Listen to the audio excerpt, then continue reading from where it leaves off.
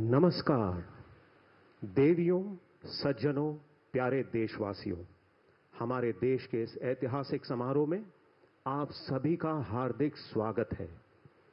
आज भारत के माननीय प्रधानमंत्री श्री नरेंद्र मोदी जी की भव्य उपस्थिति में भारत में निर्मित 3 विशाल शक्तिशाली युद्धपोत सूरत, नीलगिरी और वागशीर का भारतीय नौसेना में नियुक्तिकरण होगा। इन 3 विशाल युद्धपोत सूरत, नीलगिरी और वागशीर का निर्माण भारत के अपने Mazagon dock shipbuilders limited में हुआ। माझगांव डॉक शिप बिल्डर्स के मेहनती कारीगर, कर्मचारी और अधिकारियों को विशेष नमन है। आज का समारोह हर दृष्टिकोण से एक विशेष ऐतिहासिक समारोह है, क्योंकि हमारे देश के इतिहास में पहली बार भारत में निर्मित 3 विशाल युद्धपोत का एक साथ भारतीय नौसेना में नियुक्तिकरण हो रहा है। कुछ लोग सोच रहे हैं कि आज एक सुनहरा सपना साकार हो रहा है। नहीं, आज कोई सपना साकार नहीं हो रहा, क्योंकि आज तक पूरी दुनिया में किसी ने सपने में भी नहीं सोचा था कि एक दिन ऐसा आएगा जब भारत में निर्मित ऐसे 3 विशाल युद्धपोत का एक साथ भारतीय नौसेना में नियुक्तिकरण होगा। विश्व के कोने कोने में लोग हैरान हैं कि करोड़ों भारतवासियों को ऐसी प्रेरणा, ऐसा आत्मविश्वास, ऐसा संकल्प कहां से मिलता है। दोस्तों, पूरी दुनिया जानती है कि माननीय प्रधानमंत्री श्री नरेंद्र मोदी जी के नेतृत्व में हमारे देश भारत में क्रांतिकारी परिवर्तन और क्रांतिकारी प्रगति हो रही है। आज पूरे विश्व को यह संदेश ऐलान होगा कि माननीय प्रधानमंत्री श्री नरेंद्र मोदी जी के नेतृत्व में आपके मार्गदर्शन के बल पर हमारा देश भारत अमृत काल के लक्ष्य विकसित भारत की ओर अपार ऊर्जा, शक्ति और संकल्प के साथ अग्रसर है। देवियों और सज्जनों, आपसे निवेदन है कि भारत के माननीय प्रधानमंत्री श्री नरेंद्र मोदी जी को अपना आभार व्यक्त करें। जोरदार तालियों के साथ उनका स्वागत करें।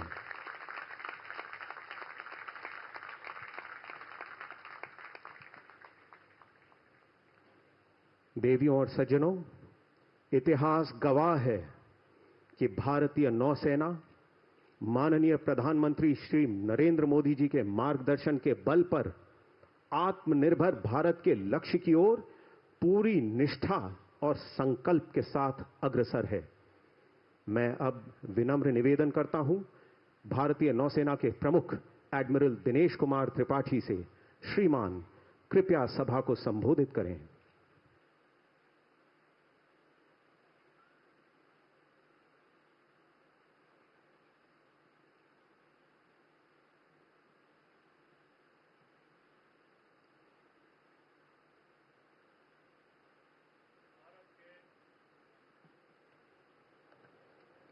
भारत के माननीय प्रधानमंत्री श्री नरेंद्र मोदी जी, महाराष्ट्र के राज्यपाल श्री सीपी राधाकृष्णन जी, महाराष्ट्र के मुख्यमंत्री श्री देवेंद्र फडणवीस जी, माननीय रक्षा मंत्री श्री राजनाथ सिंह जी, रक्षा राज्य मंत्री श्री संजय सेठ जी, महाराष्ट्र के उप मुख्यमंत्री श्री एकनाथ शिंदे जी और Shri Ajit Pawar ji, chief of defence staff general Anil Chauhan, chief of air staff air chief marshal Amanpreet Singh, रक्षा सचिव Shri R K. Singh, flag officers commanding in chief of western and eastern naval command, secretary department of defence production, CMD Mazgaon Docks Limited, flag officers, distinguished invitees,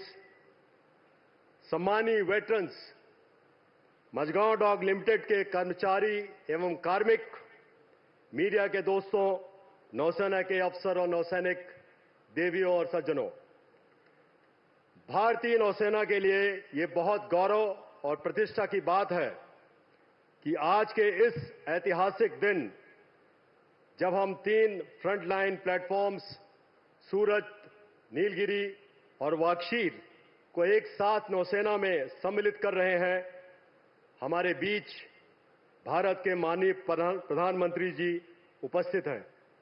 sir, आपकी उपस्थिति ने आज के समारोह को एक उत्सव में बदल दिया है, जहां हम सब मिलकर भारत की शक्ति, क्षमता और आत्मनिर्भरता को सेलिब्रेट कर रहे हैं।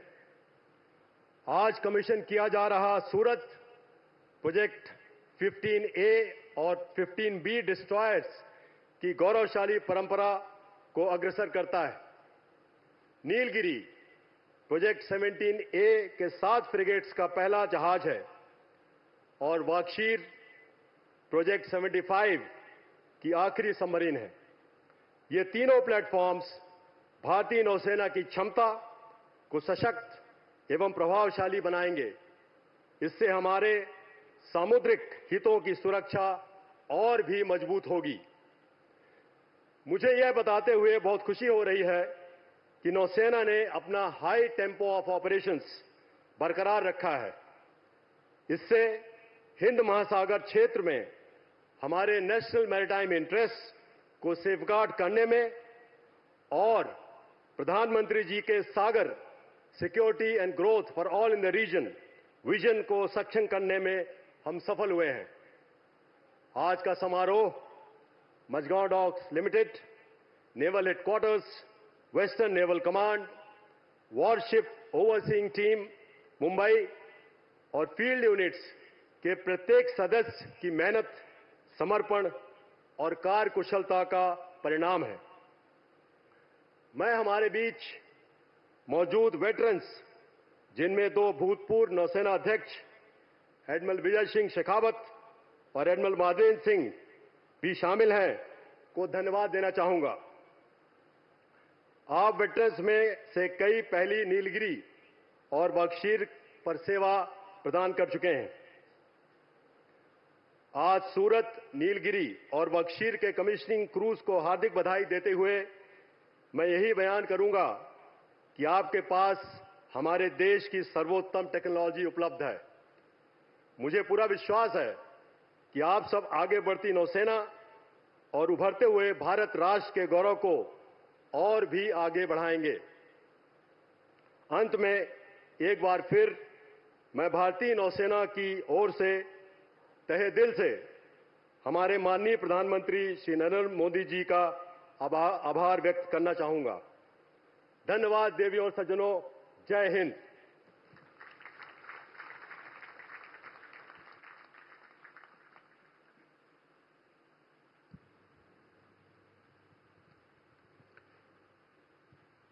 मैं अब विनम्र निवेदन करता हूं भारत के माननीय रक्षा मंत्री श्री राजनाथ सिंह जी से, जो हमारे देश के सभी सैनिकों के लिए मर्यादा और प्रेरणा का प्रतीक हैं। श्रीमान, कृपया सभा को संबोधित करें।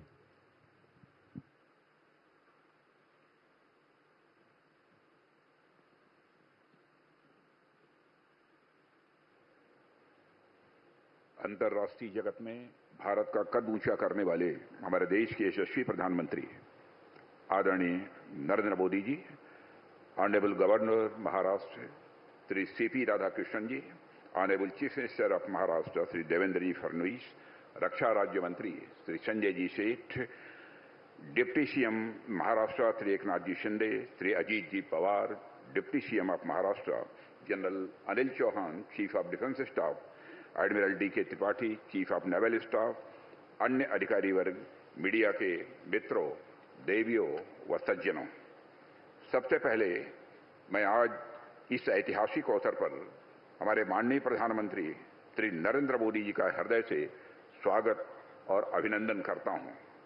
मैं आपका आभार व्यक्त करता हूं प्रधानमंत्री जी कि आप अपनी व्यस्त दिनचर्या से बहुमूल्य समय निकालकर आज यहां हम सबके बीच उपस्थित हुए हैं। माननीय प्रधानमंत्री जी, भारत की सुरक्षा व्यवस्था सुदृढ़ करना और रक्षा क्षेत्र में आत्मनिर्भरता लाना हमेशा आपकी प्रायोरिटी रही है। आपने लगातार इस संबंध में अपना गाइडेंस हम सबको दिया है।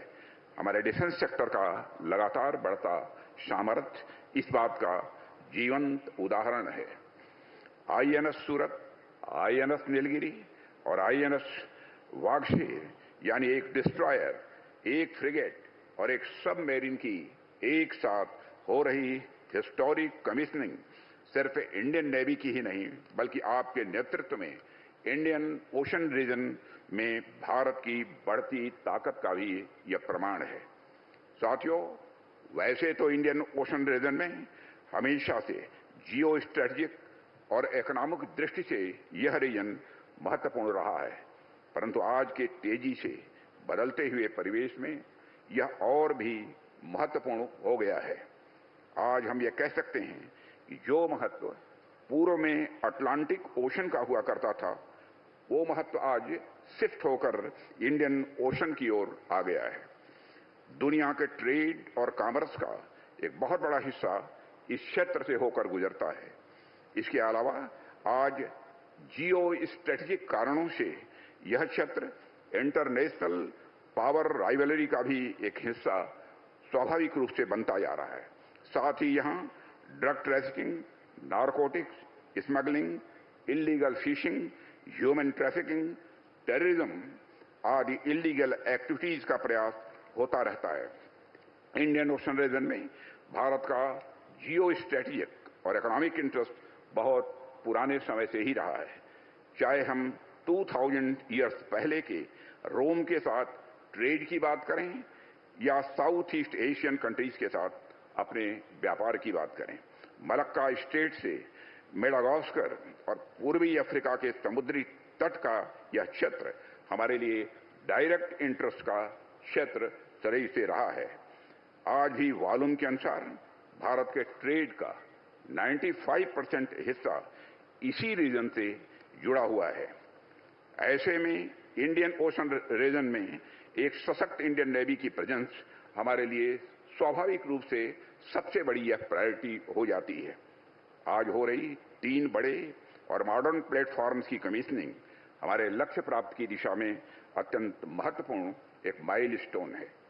माननीय प्रधानमंत्री जी, यह निश्चित रूप से रक्षा मंत्रालय के लिए सौभाग्य का विषय रहा है कि हमें लगातार आपका मार्गदर्शन और आपका दिशा निर्देश मिलता रहा है। डिफेंस में आत्मनिर्भरता का आपने जो मंत्र दिया है उस पर लगातार कार्य हो रहा है।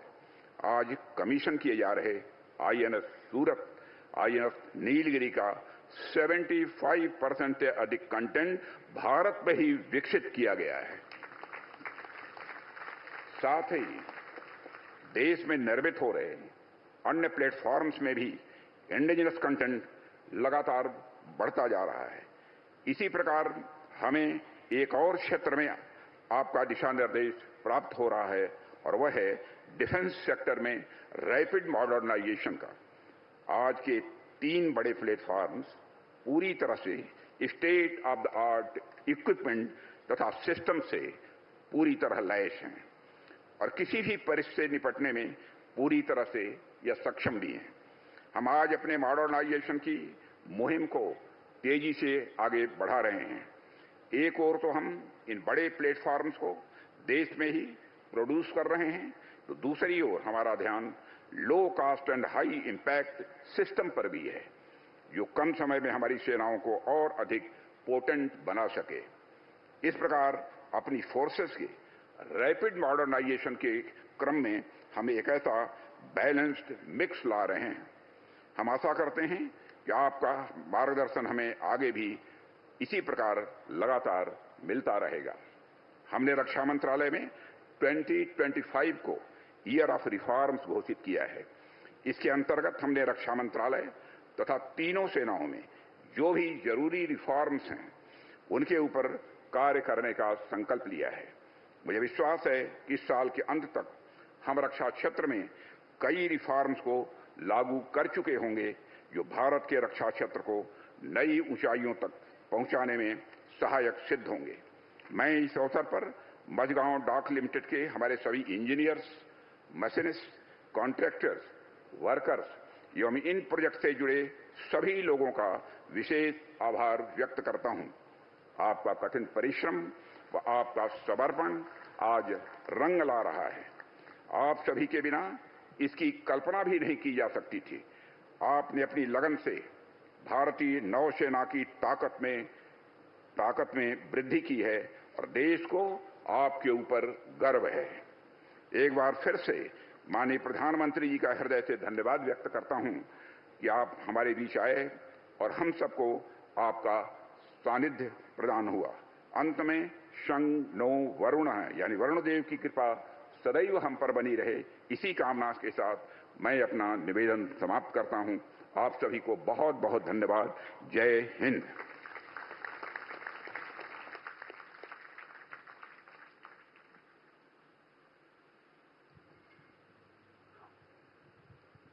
देवियों और सज्जनों, अब इन 3 विशाल युद्धपोत के कमान अधिकारी एक एक करके नियुक्तिकरण आदेश का ऐलान करेंगे। To read out the commissioning warrant of Wagshir, I now invite the commanding officer designate, Commander Vineet Sharma.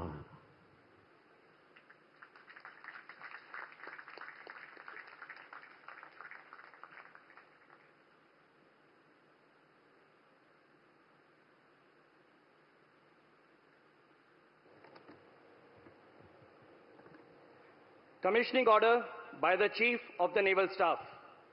Whereas the Government of India has decided that Indian naval ship Wagshir be commissioned, you are hereby directed to proceed to commission the said ship on the 15th day of January 2025.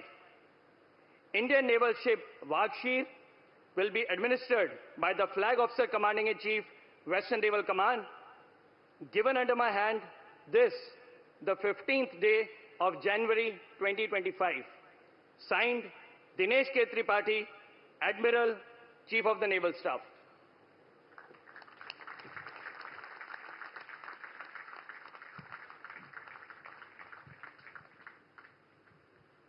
To read out the commissioning warrant of Nilgiri, I now invite the commanding officer designate, Captain Nitin Kapoor.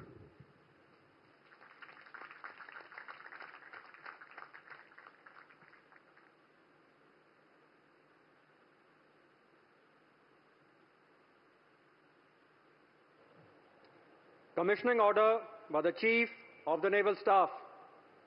Whereas the Government of India has decided that Indian naval ship Nilgiri be commissioned, you are hereby directed to proceed to commission the said ship on the 15th day of January 2025.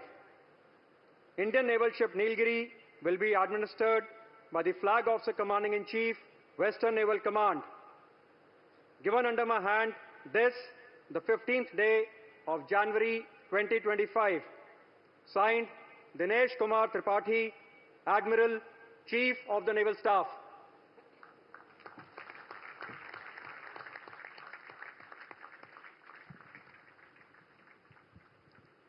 And finally, to read out the commissioning warrant of Surat, I now invite the commanding officer designate, Captain Sandeep Shori.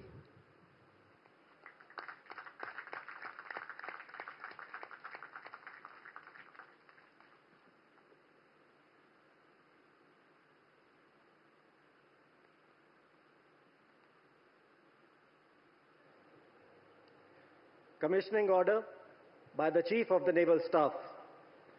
Whereas the Government of India has decided that Indian naval ship Surat be commissioned, you are hereby directed to proceed to commission the said ship on the 15th day of January 2025.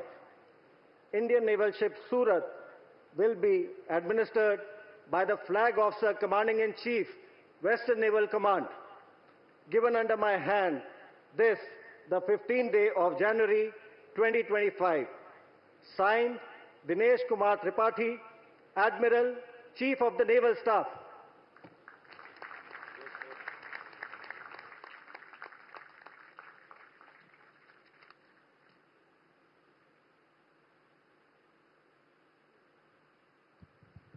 देवियों और सज्जनों, कुछ ही पलों में colours ceremony निशान प्रक्रिया शुरू होने वाली है।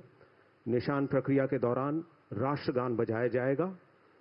कलर्स सेरेमनी निशान प्रक्रिया की घोषणा पर सभी जन वॉरशिप्स की दिशा में नौसेना के ध्वज की ओर मुड़कर अपने स्थानों पर खड़े हो जाएं और राष्ट्रगान की समाप्ति तक खड़े रहें। राष्ट्रगान के दौरान जो लोग वर्दी में हैं वे सलामी देंगे।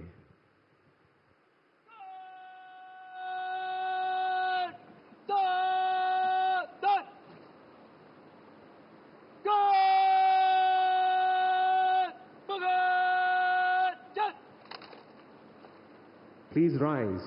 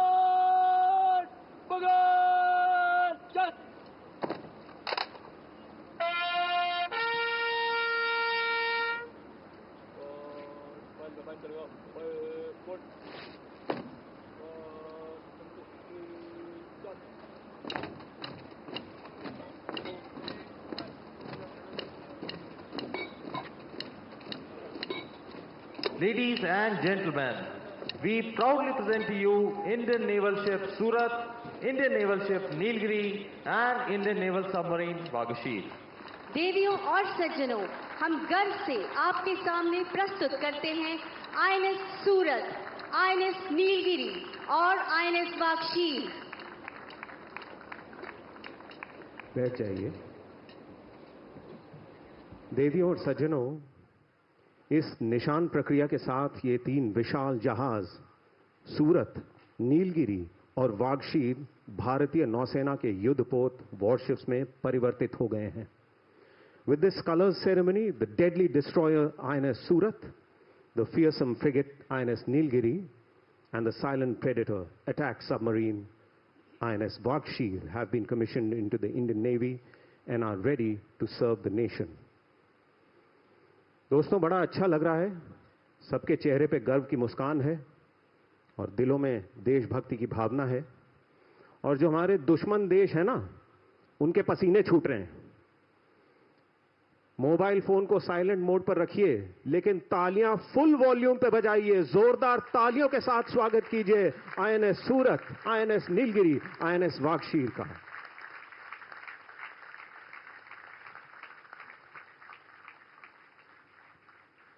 दोस्तों, अब दिल की धड़कन तेज हो चुकी है। ऐसा क्यों? ऐसा इसलिए कि जब हमारे माननीय प्रधानमंत्री जी श्री नरेंद्र मोदी देश के या विश्व के किसी भी कोने में जाते हैं तो लोगों के दिलों की धड़कन तेज हो जाती है। भारत के नौसैनिक आसमान की ऊंचाइयों से लेकर महासागर के खामोश गहराइयों तक तैनात हैं, तैयार हैं। एक विशेष संदेश भारतीय नौसेना के वीर नौसेनों की दिलों की आवाज, एक विशेष संदेश माननीय प्रधानमंत्री श्री नरेंद्र मोदी जी के लिए। जिंदगी हर कदम एक नई जंग है। जिंदगी हर कदम एक नई जंग है, जीत जाएंगे हम, आप अगर संग हैं। जीत जाएंगे हम, आप अगर संग हैं।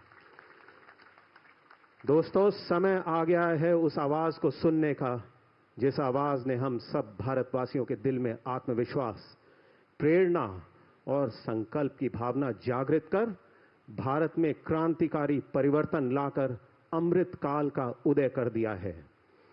मैं अब विनम्र निवेदन करता हूं माननीय प्रधानमंत्री श्री नरेंद्र मोदी जी से, श्रीमान कृपया सभा को संबोधित करें। देवियों और सज्जनों, जोरदार तालियों के साथ स्वागत कीजिए भारत के प्रधानमंत्री श्री नरेंद्र मोदी।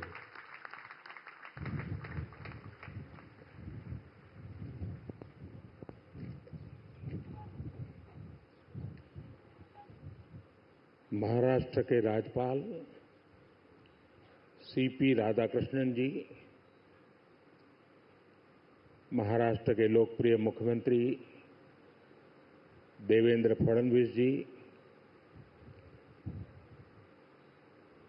मंत्रिपरिषद के मेरे वरिष्ठ साथी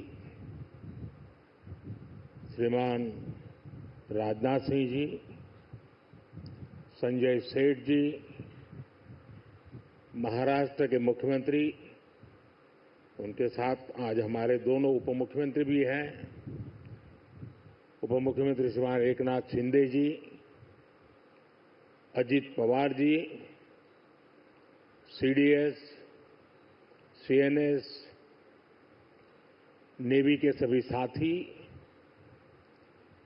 मझगांव डॉकयार्ड में काम करने वाले सभी साथी, अन्य अतिथिगण, देवी और सज्जनों, 15 जनवरी के दिन को आर्मी डे के रूप में भी मनाया जाता है। देश की रक्षा के लिए अपना जीवन समर्पित करने वाले प्रत्येक जाबाज को मैं नमन करता हूं। मां भारती की रक्षा में जुटे हर वीर वीरांगना को मैं आज के दिन बधाई देता हूं। साथियों, आज भारत की समुद्री विरासत, नेवी के गौरवशाली इतिहास और आत्मनिर्भर भारत अभियान के लिए भी बहुत बड़ा दिन है। छत्रपति शिवाजी महाराज ने भारत में नौसेना को नया सामर्थ्य दिया था, नया विजन दिया था। आज उनकी इस पावन धरती पर 21वीं सदी की नेवी को सशक्त करने की तरफ हम एक बहुत बड़ा कदम उठा रहे हैं। ये पहली बार हो रहा है जब एक डिस्ट्रॉयर, एक फ्रिगेट और एक सबमरीन, तीनों को एक साथ कमीशन किया जा रहा है। और सबसे गर्व की बात कि ये तीनों frontline platforms made in India है। मैं भारतीय नौसेना को, इनके निर्माण कार्य से जुड़े सभी साथियों को, इंजीनियर्स को, श्रमिकों को और पूरे देश को बधाई देता हूं। साथियों, आज का एक कार्यक्रम हमारी गौरवशाली धरोहर को भविष्य की आकांक्षाओं से जोड़ता है। लंबी समुद्री यात्राएं, commerce, naval defence, ship industry, इसमें हमारा एक समृद्ध इतिहास रहा है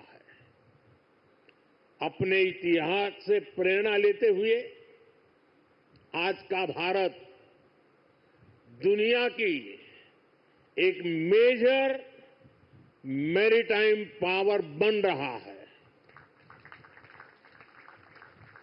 आज जो प्लेटफॉर्म लॉन्च हुए हैं उनमें भी इसकी झलक है।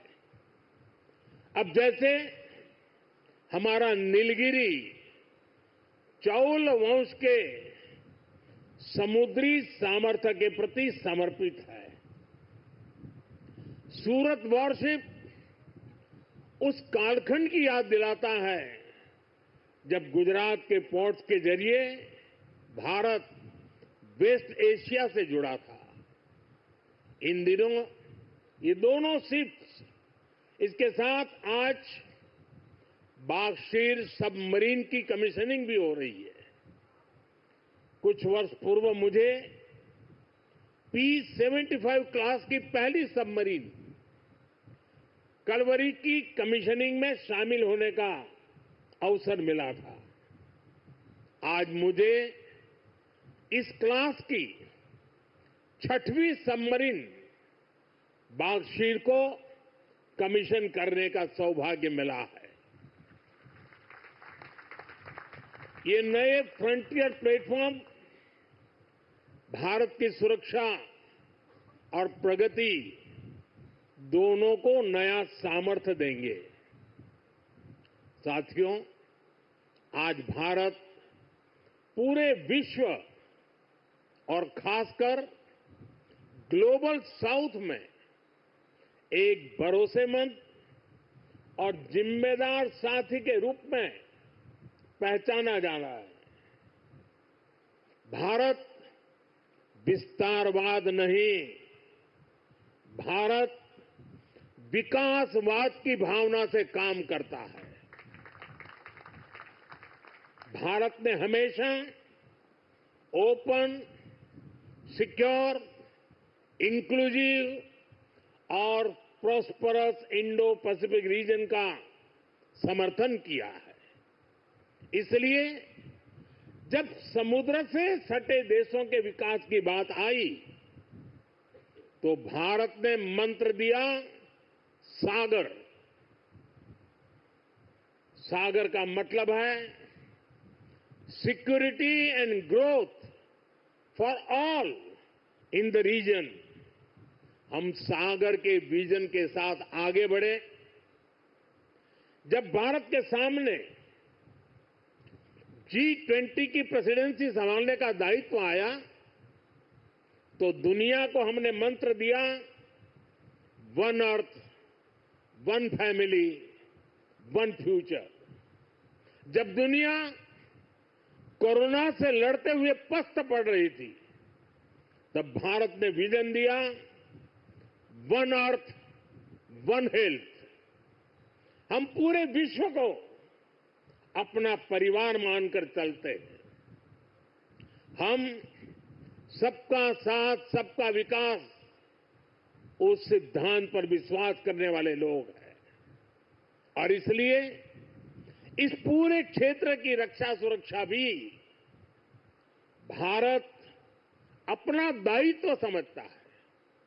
साथियों, ग्लोबल सिक्योरिटी, इकोनॉमिक्स और जियो पॉलिटिकल डायनेमिक्स को दिशा देने में भारत जैसे मैरीटाइम नेशन की भूमिका बहुत बड़ी होने वाली है।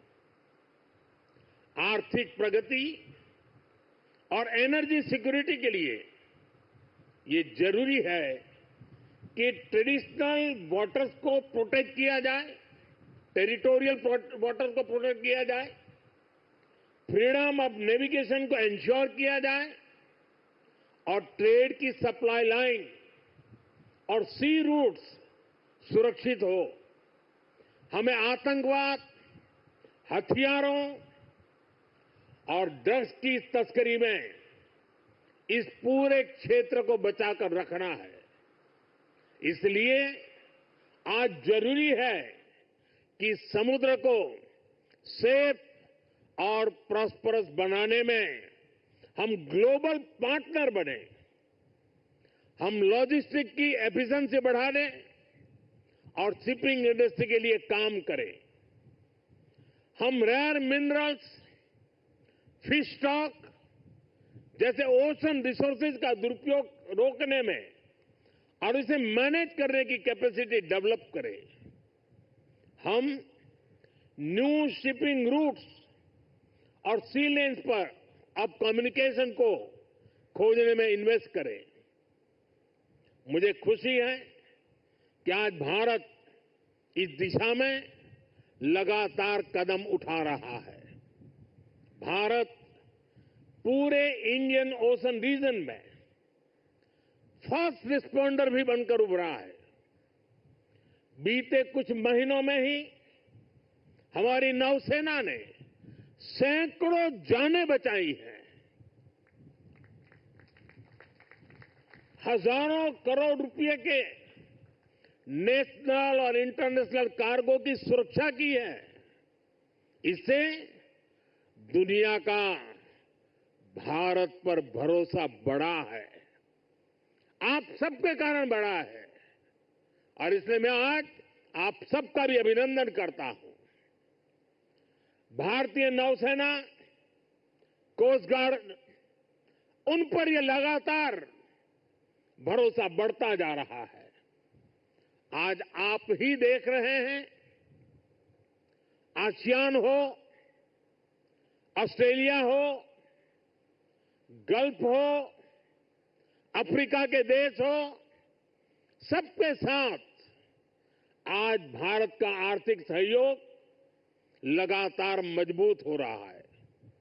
संबंधों की इस मजबूती में इंडियन ओशन रीजन में भारत की उपस्थिति, भारत का सामर्थ्य एक बहुत बड़ा आधार है और इसलिए आज का ये आयोजन सैन्य दृष्टि के साथ ही आर्थिक दृष्टि से भी उतना ही अहम है।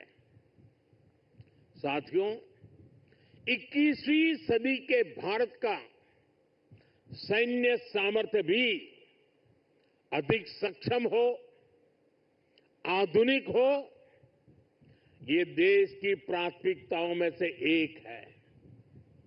जल हो, थल हो, नभ हो, डीप सी हो या फिर असीम अंतरिक्ष, हर जगह भारत अपने हितों को सुरक्षित कर रहा है।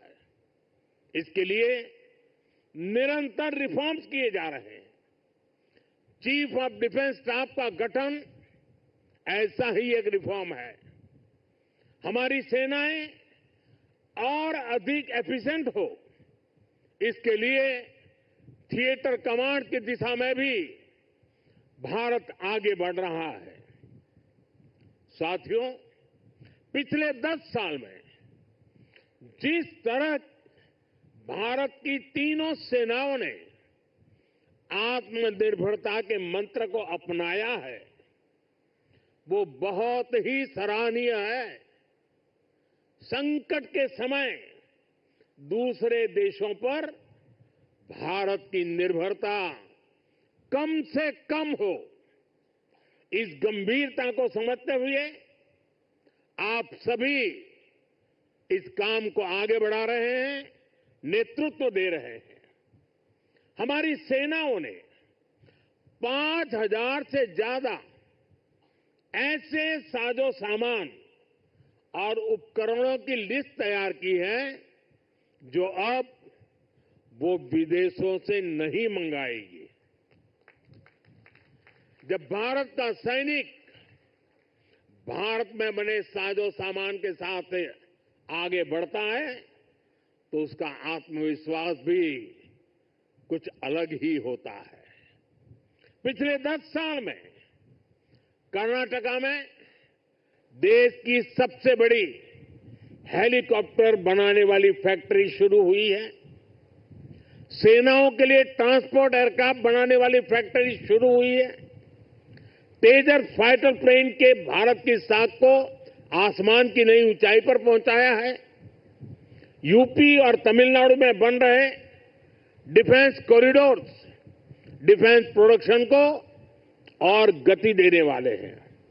और मुझे खुशी है कि हमारी नेवी ने भी मेक इन इंडिया अभियान का बहुत अधिक विस्तार किया है। इसमें मझगांव डॉकयार्ड के आप सभी साथियों की भी बहुत बड़ी भूमिका है। पिछले 10 साल में नेवी में 33 शिप्स और 7 सबमरीन्स को शामिल किया गया है। इन 40 नेवल वेसल्स में से 39 भारतीय शिपयार्ड में ही बने हैं।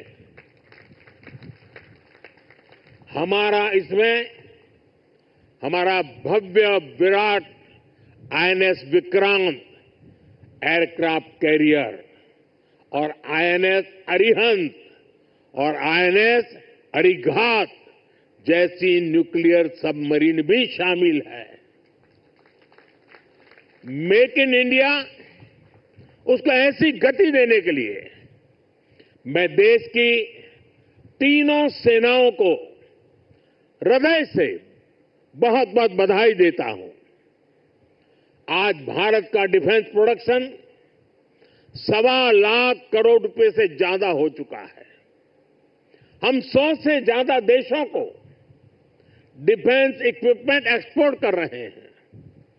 मुझे विश्वास है आपके सहयोग से आज भारत तेजी से अपने डिफेंस सेक्टर का कायाकल्प करके दिखाएगा। साथियों, मेक इन इंडिया से भारत की सेनाओं का सामर्थ्य बढ़ने के साथ ही आर्थिक प्रगति के नए द्वार भी खुल रहे हैं। जैसे एक उदाहरण शिप बिल्डिंग इकोसिस्टम का है। आप में से बहुत से लोगों को पता होगा, एक्सपर्ट भी कहते हैं शिप बिल्डिंग में जितना इन्वेस्ट किया जाए उसका 2 गुना पॉजिटिव इंपैक्ट इकोनॉमी पर पड़ता है। यानी अगर हम शिप बिल्डिंग में 1 रुपये लगाते हैं तो इकोनॉमी में 1 रुपया 82 पैसे के आसपास सर्कुलेशन होता है। अब सोचिए, अभी देश में 60 बड़े शिप्स अंडर कंस्ट्रक्शन है। इनकी वैल्यू 1.5 लाख करोड़ रुपए के आसपास है। यानी इतना पैसा लगाने से करीब 3 लाख करोड़ रुपए का सर्कुलेशन हमारी इकोनॉमी में होगा। और रोजगार के मामले में तो इसका 6 गुना मल्टीप्लायर इफेक्ट होता है। जहाजों का ज्यादातर सामान, ज्यादातर पार्ट्स देश के एमएसएमई से ही आता है। इसलिए अगर 2000 वर्कर एक जहाज बनाने के काम में लगते हैं तो दूसरी इंडस्ट्री में जो एमएसएमई सप्लायर है उस एमएसएमई सेक्टर में करीब 12,000 रोजगार बनते हैं। साथियों, आज भारत दुनिया की तीसरी बड़ी इकोनॉमी बनने की तरफ तेजी से आगे बढ़ रहा है। हमारी मैन्युफैक्चरिंग, हमारी एक्सपोर्टिंग कैपेसिटी भी लगातार बढ़ रही है। आने वाले सालों में सैकड़ों नए शिप्स की, नए कंटेनर्स की जरूरत भारत को होगी। इसलिए पोर्ट लेड डेवलपमेंट का मॉडल हमारी इकोनॉमी को गति देने वाला है, रोजगार के हजारों नए मौके बनाने वाला है। साथियों, इस क्षेत्र में कैसे रोजगार बढ़ रहा है, इसका एक उदाहरण सी फेरर्स की संख्या भी है। 2014 में भारत में सी फेरर्स की संख्या 1.25 लाख से भी कम थी। आज ये 2 गुने से भी अधिक बढ़कर लगभग 3 लाख तक पहुंच चुकी है। आज भारत सी फेयरर्स की संख्या में विश्व में टॉप 5 में आ गया है। साथियों, हमारी सरकार का तीसरा कार्यकाल अनेक बड़े निर्णयों के साथ शुरू हुआ है। तेज गति से हमने नई नीतियां बनाई हैं, देश की जरूरतों को देखते हुए नए कार्य शुरू किए हैं। देश के हर कोने, हर सेक्टर का विकास हो, इस लक्ष्य के साथ हम चल रहे हैं। पोर्ट सेक्टर का विस्तार भी इसका ही हिस्सा है। हमारे तीसरे टर्म के पहले बड़े फैसलों में से था महाराष्ट्र के वाढवण पोर्ट को मंजूरी। 75,000 करोड़ रुपए के खर्च से इस आधुनिक पोर्ट के निर्माण का काम शुरू भी हो चुका है। इससे भी महाराष्ट्र में रोजगार के हजारों नए अवसर बनने वाले हैं। साथियों, बहुत लंबे समय तक बॉर्डर और कोस्टलाइन से जुड़े कनेक्टिविटी इंफ्रास्ट्रक्चर पर उतना ध्यान नहीं दिया गया। बीते 10 सालों में इसके लिए भी अभूतपूर्व काम हुआ है। 2 दिन पहले ही मुझे जम्मू कश्मीर में सोनमर्ग टनल का लोकार्पण करने का अवसर मिला है। इससे करगिल, लद्दाख जैसे हमारे सीमावर्ती इलाकों तक पहुंचना उसमें बहुत आसानी होगी, सुलभ होगी। पिछले साल अरुणाचल प्रदेश में सेला टनल का लोकार्पण हुआ है। ये एलएसी तक हमारी सेना की पहुंच को आसान बना रही है। आज शिंकुल्ला टनल और जोजिना टनल जैसे अनेक क्रिटिकल इंफ्रास्ट्रक्चर पर तेजी से काम चल रहा है। भारत माला परियोजना से बॉर्डर एरिया में शानदार नेशनल हाईवे का नेटवर्क बनाया जा रहा है। वाइब्रेंट विलेज प्रोग्राम आज बॉर्डर के गांवों के विकास में अहम भूमिका निभा रहा है।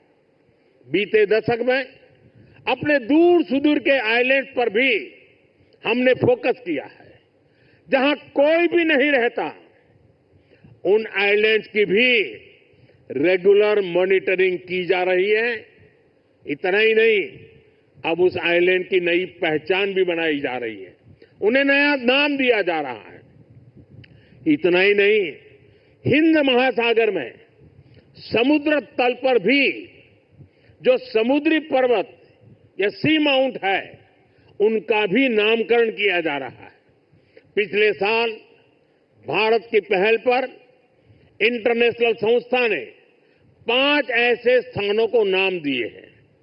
हिंद महासागर में अशोक सी माउंट, हर्षवर्धन सी माउंट, राजराजा चोल सी माउंट, कल्पतरु रीज और चंद्रगुप्त रीज भारत का गौरव बढ़ा रहे हैं। साथियों, हम सब जानते हैं भविष्य में असीम अंतरिक्ष और डीप सी दोनों का कितना महत्व है। इसलिए आज स्पेस और डीप सी दोनों जगह भारत अपनी क्षमताओं को बढ़ा रहा है। हमारा समुद्रयान प्रोजेक्ट वैज्ञानिकों को समंदर में 6,000 मीटर की उस गहराई तक ले जाने वाला है जहां कुछ ही देश पहुंच पाए हैं। यानी भविष्य की किसी भी संभावना पर काम करने में हमारी सरकार कोई कसर बाकी नहीं छोड़ रही है। साथियों, 21वीं सदी का भारत पूरे आत्मविश्वास के साथ आगे बढ़े, इसके लिए ये बहुत जरूरी है कि हम गुलामी के प्रतीकों से भी मुक्त हो। और हमारी नौसेना ने इसमें भी नेतृत्व दिखाया है। नौसेना ने अपने ध्वज को छत्रपति शिवाजी महाराज की गौरवशाली परंपरा से जोड़ा है। नेवी ने एडमिरल रैंक के एप्लेट भी छत्रपति शिवाजी महाराज की परंपरा के अनुसार रिडिजाइन किए हैं। मेक इन इंडिया का अभियान भारत की आत्मनिर्भरता का अभियान भी गुलामी की मानसिकता से मुक्ति को बढ़ावा देता है। मुझे विश्वास है आप सभी ऐसे ही देश को गौरव से भरे पल देते रहेंगे। हर वो काम जो भारत को विकसित बनाने में योगदान दे, वो हमें मिलकर करना है। हमारे दायित्व अलग हो सकते हैं, लेकिन सबका ध्येय एक ही है, विकसित भारत। आज जो ये नए फ्रंटियर प्लेटफॉर्म देश को मिले हैं, इनसे हमारे संकल्प को मजबूती मिलेगी। और साथियों, जरा हल्की फुल्की बात करनी है तो मेरा अनुभव रहा है, मैं सेना के जितने भी कार्यक्रमों में गया हूं, अगर खाने में सबसे उत्तम व्यवस्था किसी में है तो नेवी में है।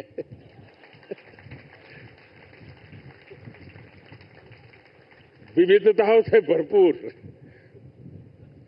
अब आज उसमें सूरत शिप जुड़ गया है और हम लोगों को एक कहावत मालूम होगी, बड़ी पॉपुलर कहावत है, और मैं कैप्टन संदीप को कहूंगा कि इस बात को जरा गौर से सुने।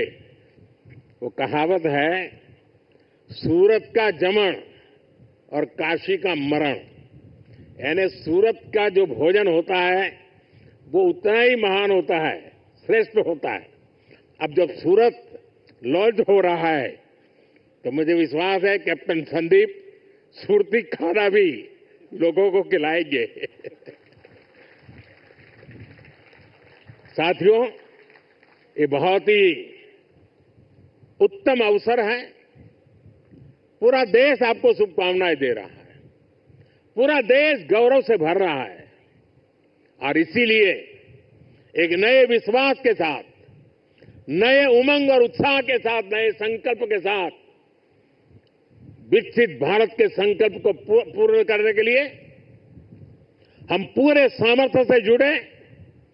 आज के इस अवसर पर इन तीनों महत्वपूर्ण कदम के लिए, महत्वपूर्ण सौगात के लिए आप सबको बधाई देते हुए मैं मेरी वाणी को विराम देता हूं।